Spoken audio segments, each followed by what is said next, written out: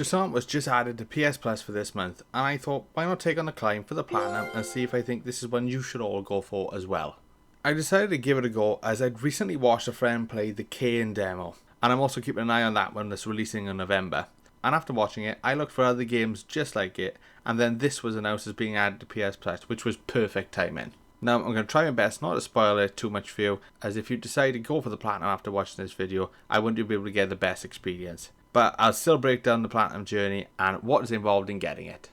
So the story for the game relies a lot more on the player, and this is because there are cutscenes throughout but not much actual explanation as to what is going on, and there's no dialogue as such. So nothing's actually explaining what is happening directly to you. But there are a number of collectibles within the game, such as letters and other sort of readable collectibles, and these all have explanations as to what's happened and why it's happening to help deepen the story and the lore for the player. So I start in chapter 1 and we are shown the basic controls, and most of what we need to know for the entire game is explained here. But there are a couple of other bits added in throughout the game, and it's pretty simple. Move around looking for ledges to hold on to when climbing, while making sure not to run out of stamina, and if running low, take a break to get it back. Really is all the basics. It's not long at the game and I earned my first trophy, and this is for picking up and reading my first letter in the game, which is one of the different collectible types. I then continue climbing, and almost immediately after I get my second trophy for listening to a shell, and I then went straight back to climbing again, and already I'm only minutes into play and the climbing is feeling really good and really fluid, and I'm quite comfortable with the controls of the game. So making light work of all the climbing and exploring, and straight on to the next trophy for completing a cane. I then continue through the chapter and very quickly move on to the next. Now, I do want to say here that I had checked out the trophy list for this game before I started to play it when it was announced, and there's only one trophy relating to the story, and this is for completing all 6 chapters in the game. So it's very short, and it's a very short platinum based on the guides as well. Most of the trophies are for all the collectibles in the game. There's a trophy for finding one of each one, and a trophy for finding all of them. Then the rest of them are just sort of miscellaneous trophies for doing certain things throughout the playthrough. And although I know what the trophies are in the game, I am still doing a blind playthrough first and just exploring on my own to see what I can actually find myself before using a guide. Back to the game anyway, and in chapter 2 we are introduced to a new climbing mechanic which uses our little friend we carry around with us, and we can now add more climbing holes by growing plants within the world. With this now, I continue to climb and eventually earn my next trophy in the game, finding and activating a fresco. The next trophy then is still within this chapter, was for actually hugging the ballast which we are carrying, that's our little friend. There is also another trophy for doing this 20 times, but I thought it'd be quite good to leave that for last. A nice way to end the game. Then continued on with exploring the world and climbing through, looking for as many collectibles as I can as I work through the chapters. And I do accidentally earn another trophy for scaring 10 chocos back to their burrow. Not that I noticed that I was doing this, and not really that I noticed that they were there, but I'll take an easy trophy, and immediately after that I earned the next one for turning my first altar in the game. And that was all the trophies I earned in this chapter while exploring. Chapter 3 was when I earned the next one, but I had spent a good while exploring and going through as many nooks and crannies as I could to make sure I got as much as I could find for collectibles. But the next trophy was another earned by accident, and it was for freezing 25 pebbles with the Echo, which I was actually using to activate the plant right above me. And again, I'm not going to complain about earning a trophy. And this was sort of it for the quickest trophies in the game at this point. The rest would still require a little bit more work before I could earn them. So I just kept climbing and exploring, making sure to use the rest, even if I could make the climbs, and adding extra jumps in, as there were 2 trophies for this, so I wanted to make sure to chip away at them. Not that it was really a need to do this, and I make my way to the end of the chapter and move on.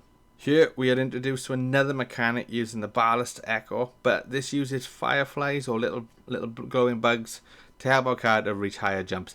This then helps us to explore more areas, grabbing more letters and other collectibles to help piece together what's gone on. And it was a bit into the chapter when I hit the next trophy, Acrobat. This was for jumping 200 times in the game, and then not long after I earned 2 more trophies. The first was for resting to restore stamina while climbing 50 times, and immediately after I got the trophy for placing a piton right at the top of the wall run. Now, the only trophies left were for finishing the game and getting all the different types of collectibles and 2 miscellaneous trophies. I know I haven't really showed much of the actual game at this point, other than really a few of the trophies done, but it is more about exploring and enjoying the world in itself. So I'm trying not to spoil that too much for you. So I could have shown you a lot more of climbing and me picking up bits, but that would be a little bit boring in my opinion. So I'll just say at this point, I continued on exploring and looking for all the bits that I needed to pick up and interact with within the end of chapter 4 and on through to chapter 5. The climb in chapter 5, however, does add a new mechanic, which involves using the wind and how that affects you as you climb the mountain. I do eventually reach the top, and once I'm at the top, I'm picked up by a big ballast and taken to the final chapter of the game. This last chapter does not have any collectibles in it, and at this point in playing it, I thought the only trophy was for finishing the game. So I do end up needing to come back to this level twice. But anyway, I run down to the tower at the end, climb up the top, activate the last horn, and finish the game earning the trophy. Now all that was left was a cleanup, and in this game there is a chapter select, thankfully, and all the collectibles are saved as soon as you pick them up. So you can go back, grab whatever ones you were missing, and then choose the next chapter in the pause menu to move on. First, I looked at what I had picked up in the levels, and I didn't feel I did too bad, to be honest. I'm usually quite bad at exploring, but I felt like I did an okay job. So I go into chapter 1 straight away and grab the couple of collectibles I am missing in this one. And to help me with this, I use 2 different types of guides. I use a text-based one on PowerPix's website, and I also use one on YouTube made by Trophy Tom. I link both of those in the description for anyone that wants them. They are really useful. As soon as I finished chapter 1, I went back to chapter 6 to get another trophy, and this is for warming the ballast, which we are carrying at this point in our hands instead of on our back. And you do this by pressing both L2 and R2. I then go back to the cleanup, not realizing at the time that there was still another trophy in chapter 6 to be earned. So I do end up returning here. Thanks to both guides, but especially the videos made by Trophy Tom, the cleanup was really easy. And I personally found it a lot faster just to see what type I had ones missing in, and then collect all of them until I found the ones that I was missing. As I had to go through the chapters anyway and explore most of the levels for some of the collectibles due to the fact that they were at the end of the chapter. So it just made it easier to collect them and also helped me follow the video. I then earned my first of the collect all collectible trophies for collecting the letters, and this was in chapter 4. The last of them were all left to be picked up in chapter 5, and 3 of them were actually in the same place. They were in a part of the level you don't actually need to explore, and I did miss on my first playthrough. But once I reached the area, I picked up the last of Bianca's journal entries for a trophy. Straight after, and I mean straight after, complete the last cairn. And then just a little bit down the corridor, I find and activate my final fresco. I was now left with just 2 collectibles to finish, and that was the final altar and the shells.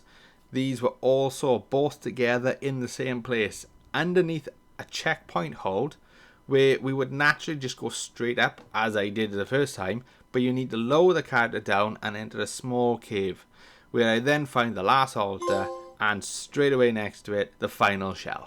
That was all the collectibles and cleanup done now. I was just left with 2 trophies, which I did think could both be done in chapter 6, so I headed again as I needed to use the Ballast Echo on a frozen ballast day for a trophy, leaving me then with 1 trophy, which was to hug the ballast 20 times. But I find out I can't be done in chapter 6 because he's too cold. So I head straight back to chapter 2, as this is the first time I know where we could do it, and just keep pressing to hug the ballast until the trophy pops, and along with it, the platinum. Now then, with the journey over, would I recommend this game? And the short answer is yes. It's a nice simple game and platinum that can be enjoyed by all. I found it quite unique, and it's not something I have actually ever played before.